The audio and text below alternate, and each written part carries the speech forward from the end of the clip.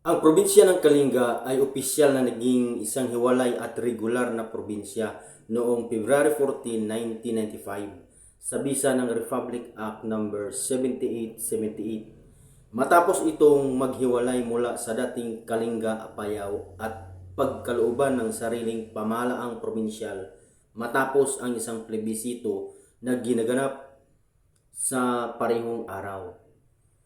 Noong panahon ng Amerikano, ang Kalinga ay sub-province ng mga lalawigan tulad ng Lepanto, Bontoc at kalaunan ng Mountain Province.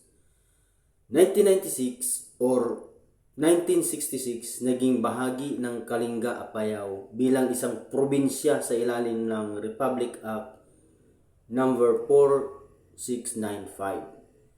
February 14, 1995, sa bisa ng Republic Act No. 7878, naghiwalay ang Kalinga at Apayao upang maging magkahiwalay na mga probinsya.